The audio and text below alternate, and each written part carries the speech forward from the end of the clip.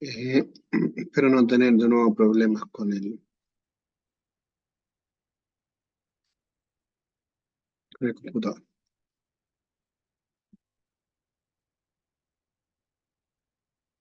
Se me reseteó todo el equipo. Ok, vamos acá.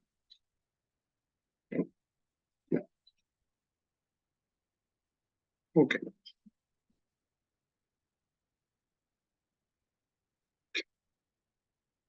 Bueno, vamos ahora a hablar acerca del tema principal del texto de Job, y su tema principal es un problema muy repetitivo, muy común a la humanidad, a toda la humanidad, que es la teodicea. Este problema es común a toda la humanidad. ¿Qué es lo que es la teodicea? Este concepto de por qué sufre una persona justa si Dios es poderoso, eh, y misericordioso, cómo Él permite que exista el mal, y cómo permite Dios y tolera a Dios o acepta a Dios que los justos padezcan. O sea, ¿por qué la teodicea tiene que ver con eso? ¿Por qué, si Dios es justo y bondadoso, por qué Él permite que exista el mal? ¿Y por qué Dios acepta o permite que los justos sufran? Respecto a eso, hay varios planteamientos o ideas distintas, que una se contraponen, otras se complementan. Para algunos filósofos, si el mal existe, es porque Dios o no es bueno, o Dios no tiene poder para erradicar el mal. O sea, una mirada muy escéptica, de personas no de la fe, me refiero. Es que si existe el mal, o existe la injusticia propiamente tal, los justos se ven obligados a sufrir ciertas injusticias, ciertos padecimientos, y si Dios es bueno y es poderoso, no debiera, a la luz de la comprensión de estas personas, no debiera existir el mal, y si existe el mal, eso es un síntoma para ellos de que Dios no es bueno, o que no tiene el poder suficiente para romper con él. Ese es un poco el concepto de la teodicea. Y vamos a revisar un poquito la comprensión de los judíos, la comprensión que tenían los judíos respecto al padecimiento. Si Dios es poderoso, omnipotente y es bondadoso, Él no debiera dejar de existir el mal. O, dicho de otra manera, los justos no podrían sufrir, los inocentes no debieran sufrir. Y en Israel, en la antigüedad, hasta en el tiempo de Jesús, se pensaba de esa manera. Los israelitas consideraban que Dios es todopoderoso y Dios es bueno, y que Dios tiene todo bajo su control. Por lo tanto, si una persona hace bien, hace el bien, esa persona no debe sufrir, de acuerdo a la comprensión israelita. Pero si una persona deja de hacer lo bueno o hacer la voluntad de Dios, innegablemente, de acuerdo a la comprensión judía, va a tener castigo. Para el israelita, el que cumple la ley de Dios, a este le va a ir bien en la vida, en esta vida temporal. Va a tener una larga vida, va a tener prosperidad, va a tener numerosos hijos. De ahí que para un judío, por ejemplo, una mujer judía, el no tener hijos era una situación socialmente muy compleja. ¿Me escuchan? ¿Me logran escuchar? ¿Sí? Sí, sí, Ya. sí.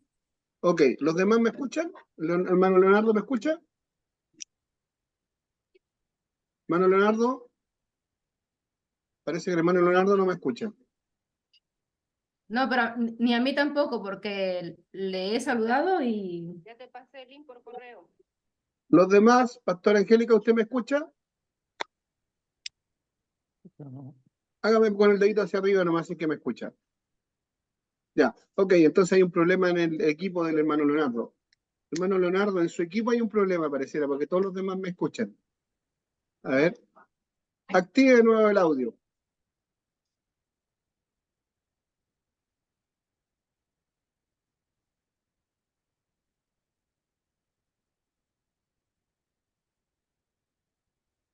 Hermano Leonardo, si no escucha bien, le sugiero que salga de la sesión y vuelva a entrar.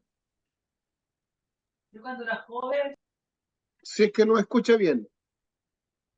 Alguien que le escriba por WhatsApp, por favor, que si no Sí, escucha bien, que salga de la sesión y vuelva a entrar de nuevo, al mismo link. ahora. Sí, se le va a tomar unos minutos, pero que así va a poder escuchar. Bueno, volviendo a la idea, decíamos que para los israelitas, si una persona cumplía con la ley de Dios, o sea, hacía la voluntad de Dios, le iba a ir muy bien en esta vida, iba a tener una larga vida, iba a tener prosperidad y muchos descendientes. Por eso les decía que dentro de la comprensión de las mujeres, la mujer judía, que era estéril, que no tenía hijos, para ella era una deshonra, porque en su comprensión, esa mujer estaba estéril, en la comprensión de la sociedad judía, esa mujer estaba estéril porque estaba haciendo algo equivocado, porque estaba en pecado, porque estaba desobedeciendo a la voluntad de Dios.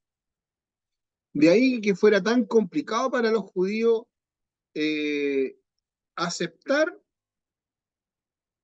que a alguien no les fuera bien. Estaba marcado por la prosperidad el que alguien hiciera la voluntad de Dios. Iba a tener larga vida, iba a tener muchos hijos, iba a tener un buen pasar en esta vida, iba a tener prosperidad económica, el que hiciera la voluntad de Dios. Esa era la comprensión judía, hasta en el tiempo de Jesús. Recordemos que a Jesús los discípulos, cuando vieron una persona enferma, le dijeron, maestro, ¿quién pecó? ¿Pescó él o pecaron sus padres para que él naciera de esa manera? Esa era la comprensión de los judíos. Esa era la visión que tenían los judíos respecto al sufrimiento, respecto a la teodicea. ¿Por qué sufre un justo? Entonces, a Job le toca lidiar con un tema cultural importante. Mano Leonardo, ¿ahora escucha? Sí, ya estoy. Gracias. Ahí parece que se escucha. Ok, Sí. ya.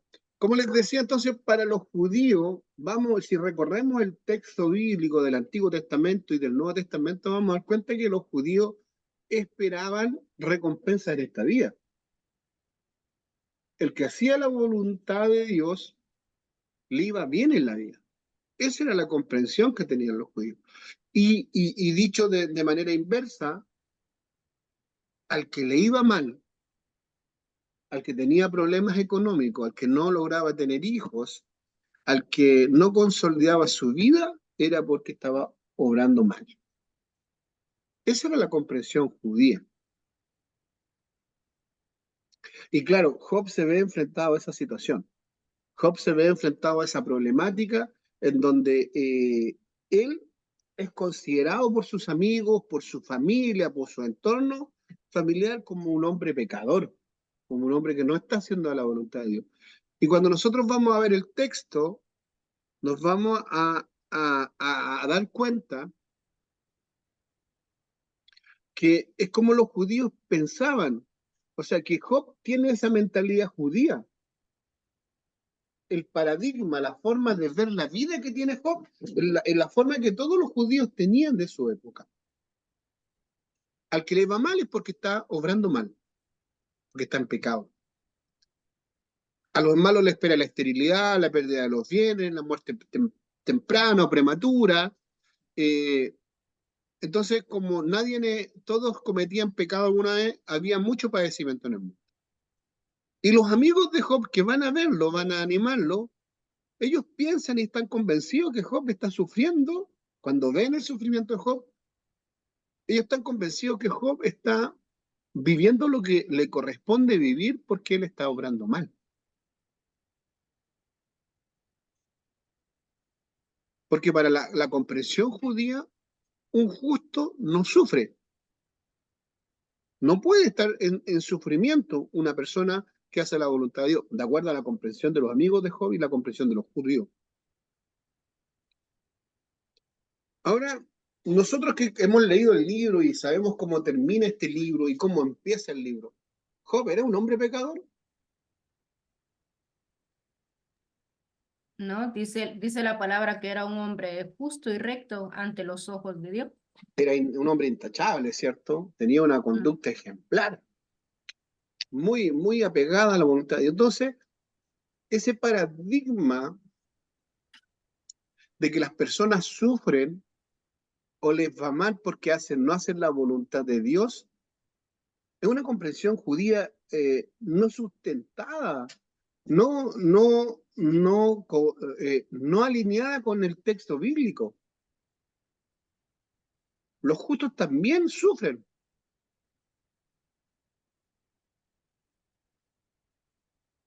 Entonces, Job insiste muchas veces, y a él lo que le duele es que los demás consideren que él es un pecador.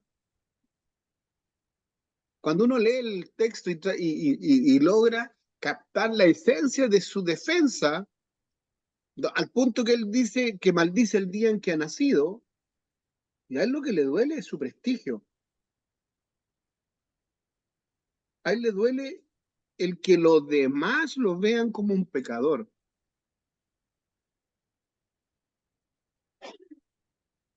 Él afirma repetidas veces que él es inocente e incluso cuestiona la justicia de Dios, porque también él cree que un justo no debe sufrir.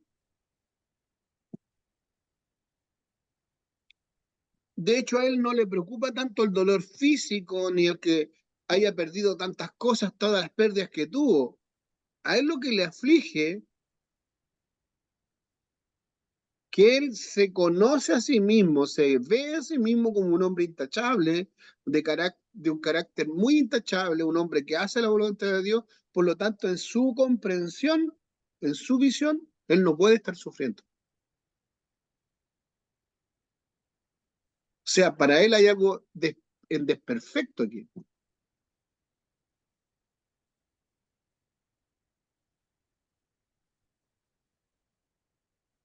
Ese es el tema de este libro. Y ya el tema nos deja una comprensión bien interesante.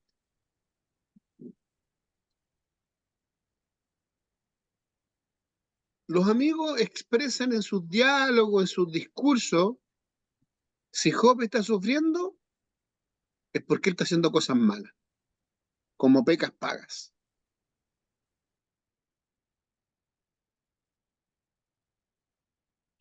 Y esa es la comprensión del sufrimiento que tienen los judíos, y que tiene Job, que tienen sus amigos, que tienen, e incluso, insisto, los discípulos de Cristo.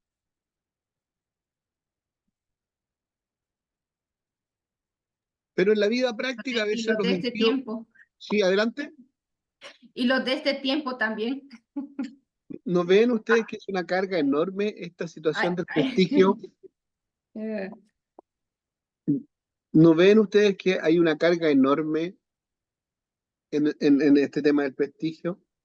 ¿Cuántas Ya. familias en el pasado, estoy hablando de décadas atrás, cometieron atrocidades por guardar las apariencias en el mundo evangélico? Mm.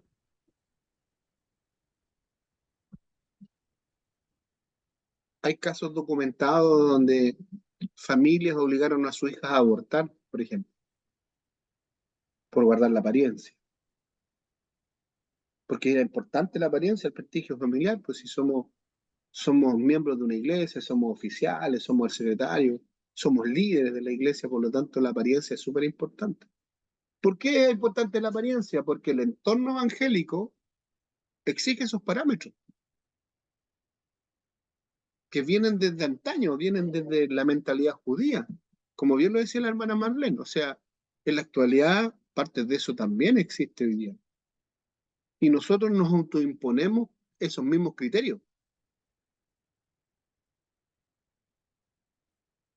¿Qué dice hermana Ángela? Los cristianos modernos nos autoimponemos esos criterios altísimos que no podemos equivocarnos, que no podemos hacer nada indebido porque estamos en otro parámetro, estamos medidos con otra vara en la sociedad. ¿Qué dice usted? ¿En la práctica, en la modernidad, sucede eso? Sí, sucede porque, a ver, no somos ángeles, estamos en este mundo, vivimos en este mundo, intentamos, sí. Ahora que somos más criticados también. Siempre nos tienen allí, mira lo que hace, mira cómo, todo, todo. Pues por eso pienso que siempre es nuestro trabajo ni nuestra obligación, sino ya yendo mucho tiempo conociendo al Señor, pues a través de eso vamos aprendiendo a convivir.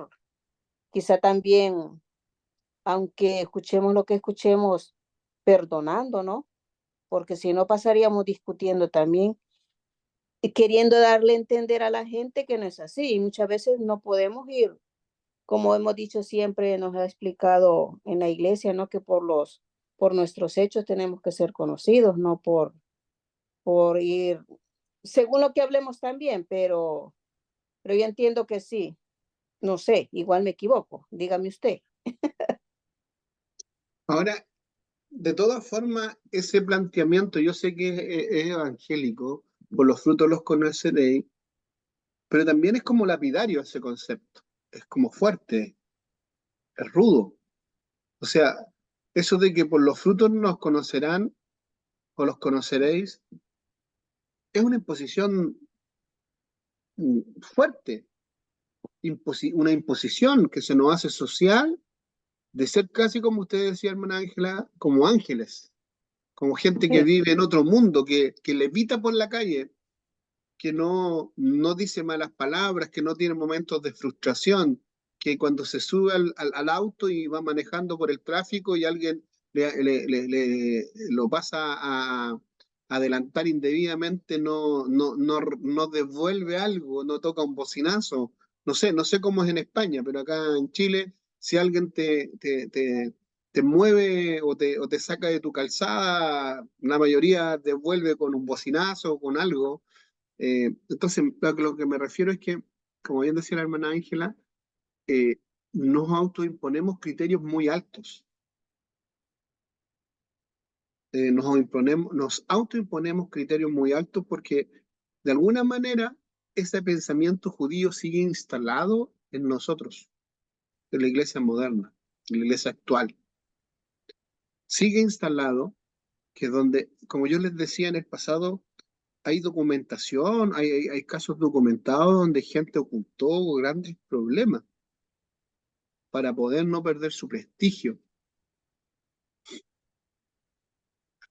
Eh, es más, yo a veces veo que hay predicadores que tratan y se esfuerzan por predicar muy bien, no para que la iglesia sea bendecida necesariamente, sino para que los demás lo vean como un buen expositor bíblico, como alguien que es un entendido, que es un intelectual de la Biblia o que es un gran expositor de la Biblia. Entonces, este concepto bien arraigado de la tradición judía que de alguna forma se nos traspasa o malinterpretamos el concepto, porque cuando uno ve el libro de Job, a veces los impíos también prosperan.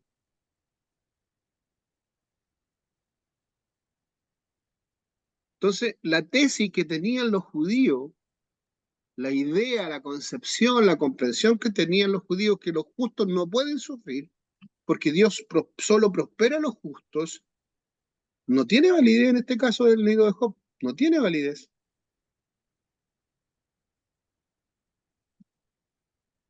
no todas las enfermedades, no todos los problemas, no todos los sufrimientos son producidos por causa de un pecado.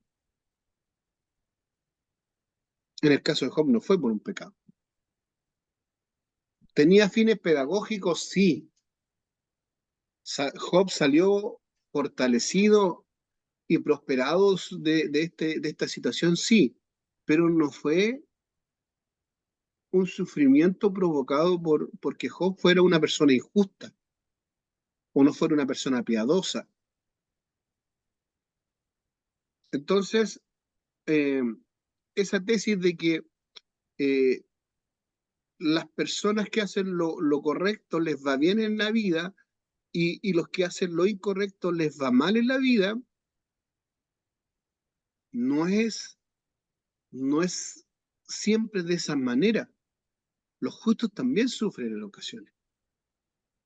Los justos también les toca experimentar cosas difíciles, como seguramente a ustedes les ha tocado enfrentar en su vida, como seguramente a mí me ha pasado y a ustedes les ha pasado. Entonces, a veces nuestra relación con Dios, nuestra comprensión de Dios se ve algo trastocado, se ve de mala forma por una incomprensión del tema. Eso. Entonces, el libro trata por qué Dios permite que los justos sufran. La solución no la plantea el libro, pero sí, cuando vamos a ver el Nuevo Testamento, vamos a comprender que Dios usa todos estos elementos de sufrimiento o malas experiencias de la vida humana con fines pedagógicos, con fines de formar el carácter de Cristo, con el fin con el fin de que las personas sean bendecidas, vayan creciendo y desarrollándose, y que la retribución final la vamos a recibir en la otra vida, en la vida futura. La retribución final, si bien es cierto, en esta vida vamos a recibir alguna retribución o parte de ellas, Cristo ya está obrando en nosotros, sin duda la bendición, recibir a Cristo ya produce bendiciones en este plano de la vida, pero en su plenitud se va a desarrollar en la otra vida esta bendición que Dios tiene preparada para nosotros. Entonces, también en este plano de la vida, aunque una persona sea justa, haga la voluntad de Dios, va a tener tiempos de aflicción. Vamos a tener tiempos de aflicción. Por lo tanto, autoimponerse esos parámetros tan altos a veces nos daña o nos podría dañar, nos podría afectar. ¿Qué opinan de eso? Quiero escuchar sus opiniones. El libro de Job nos hace reflexionar sobre estas cosas, sobre estos parámetros sociales que nos imponemos los cristianos, que nos imponemos la sociedad y que nosotros a veces intentamos resguardar, y a veces en esa búsqueda de resguardar esos parámetros equivocamos la solución, equivocamos la forma. ¿Qué opinan de eso? Dejo abierto el micrófono. A ver. Bueno, con referente al criterio que tenían los judíos, ¿no? De Sí, que los justos no podían padecer, que solo los pecadores. Pero si hablamos ahora de la actualidad, que nosotros como hijos de Dios, que nosotros tenemos el Espíritu Santo y el Espíritu Santo es el que nos ayuda a entender la palabra, ¿no? ya. Entonces ya la misma palabra en el Nuevo Testamento, no me acuerdo ahora mismo el versículo, el Señor dice que nosotros tenemos que padecer, que vamos a padecer, dice, en esta tierra, ¿no? Y yo he llegado a una conclusión, y la verdad es que cuando pasamos procesos es porque Dios nos está usando de una manera para que aquella persona que está a nuestro alrededor, o aquella persona de que dice, bueno, no existe un Dios o esto, lo otro, ¿no? Y cuando ve que pasamos ese proceso y entonces dice, realmente sí que existe un Dios, realmente podemos decirle a esa persona también, mira, yo estaba por este proceso, pero Dios me ayudó, Dios me fortaleció. Y la misma palabra dice, ¿no? De que en medio del proceso, en medio de la prueba, viene la victoria y es así. Si nosotros no pasamos un proceso, como el Señor, como decía usted, va a forjar nuestro carácter, nuestra fe. ¿Cómo nosotros vamos a poder ayudar a otra persona si no vivimos esos procesos? ¿No? Entonces, Dios, ¿qué es lo que quiere? A lo mejor con lo de Job, va, sí, Dios lo permitió, ¿por qué? Porque vino Satanás y quiso, como quien dice, hacerle, ¿cómo es la palabra? ¿Robarlo? Sí, probarlo. Probar a ver hasta dónde Job renegaba o hasta dónde Job llegaba a esa medida de fe, ¿no? Pero como usted dice muchas veces, y lo dice la palabra, ¿no? Que nosotros, por mucho de que pensemos de que estamos en medio de ese proceso, no es porque como justos, que hemos sido justificados por el Señor, no vamos a padecer, o porque estamos padeciendo porque hemos pecado. Debemos de estar conscientes de que tenemos que pasar ese proceso, y es con un propósito. La misma palabra dice, que a mí me gusta ese versículo, donde dice, bástate mi gracia porque mi poder se perfecciona en tu debilidad. ¿No? Dios que quiere manifestar su poder en nosotros. ¿No? ¿Para qué? Para que su gloria en el mundo entero sea manifestada. Así de que yo ahora digo, gracias Señor por los procesos que he pasado, porque nos enseña mucho. Sí, yo lo que puedo plantear respecto a este concepto en el libro de Job, Job no está sufriendo porque él sea una persona injusta. Job no está padeciendo porque sea una persona injusta. Pero cuando uno lee el libro de Job y avanza en los diálogos y cuando Job finalmente deja de sufrir, es cuando él eh, logra entender que de alguna forma hay cierto... Él es una persona intachable, una persona justa, pero hay una sobrevaloración del mismo, de su prestigio, donde él se ha focalizado en su prestigio. Y eso, hermanos, quizás es un error. Nuestra principal meta debe ser la gloria de Dios, no mi prestigio personal.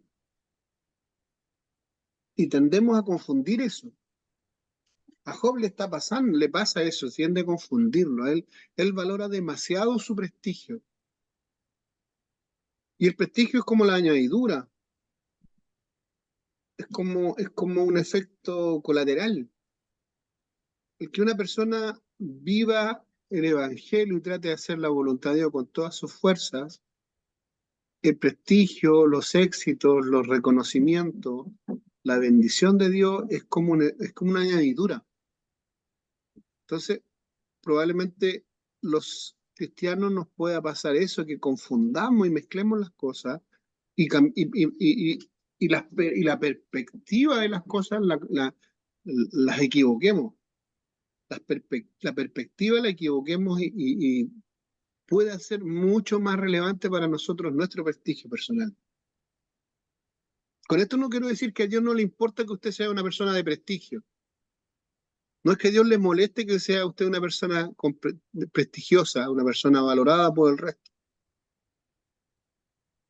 Pero cuando para mí se transforma en mi motor de vida, Dios pasa a segundo plano. Hacer la voluntad de Dios pasa a ser un segundo plano. Yo trato de hacer lo correcto porque me interesa que los demás vean en mí una persona con ciertos parámetros. Y a Job, de alguna manera, eso cuando uno lee el desarrollo del texto, va comprendiendo, va llegando a reforzar. Y claro, no es un pecado lo que tiene Job. Job está mal enfocado, está confundido en algunas cosas. Y él lo logra entender, lo logra, como les decía, le daba ejemplos prácticos, evangélicos.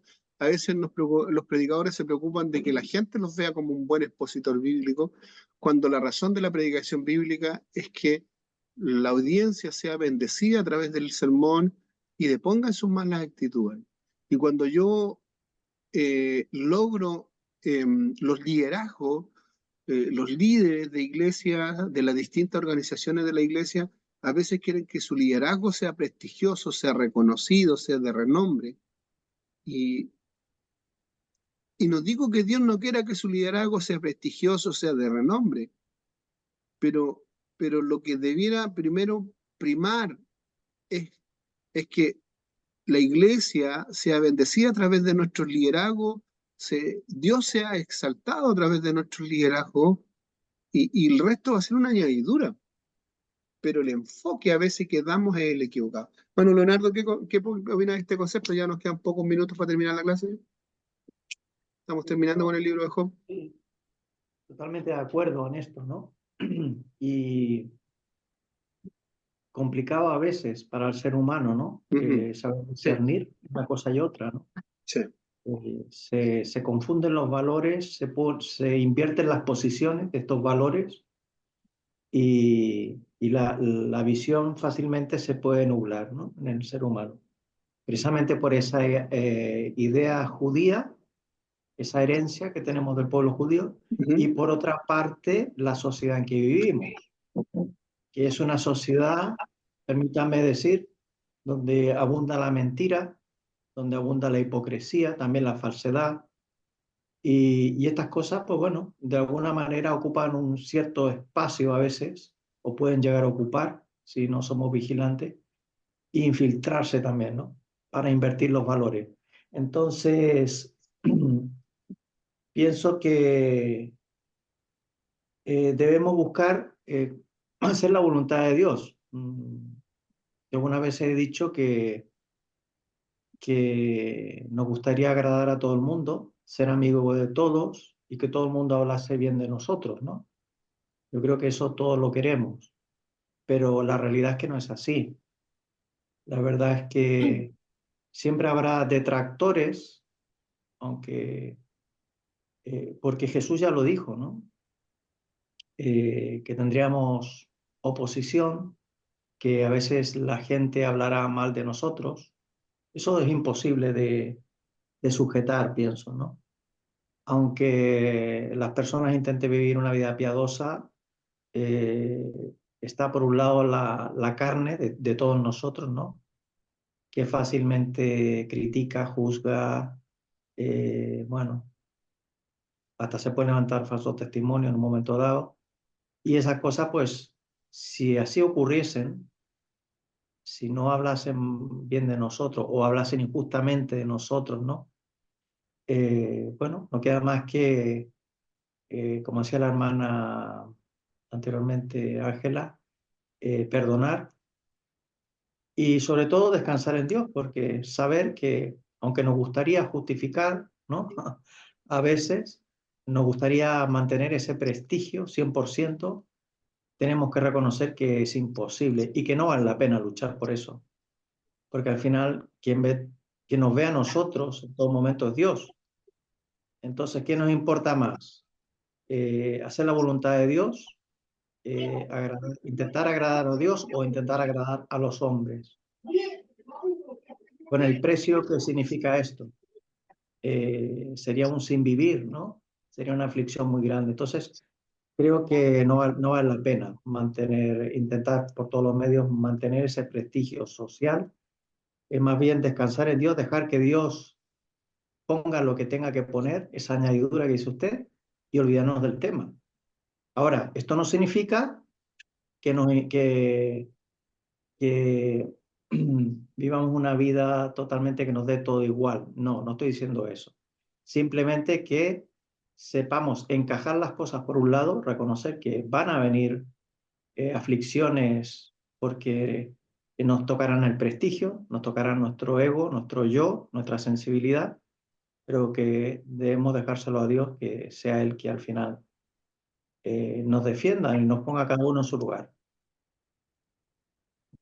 Sí, me parece interesante la última parte de su argumentación. Bueno, no es toda en realidad, pero la última parte porque es como complementaria a lo que estamos hablando. O sea, estamos hablando, ¿cierto?, de que Job está muy enfatizado por esta comprensión judía de que los demás lo vean como una persona intachable y su sufrimiento de alguna forma viene a, a poner en tela de juicio esa honorabilidad de él, ¿cierto? El prestigio de él como judío, como un practicante o como un seguidor de Dios.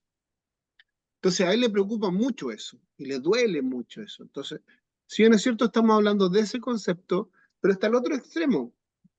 Está el extremo en que nos volvamos indolentes e irreflexivos desde el punto de vista de que cuando algo es demasiado repetitivo, hermanos, probablemente nosotros tengamos un problema, algo que corregir y que nos cuesta ver a veces.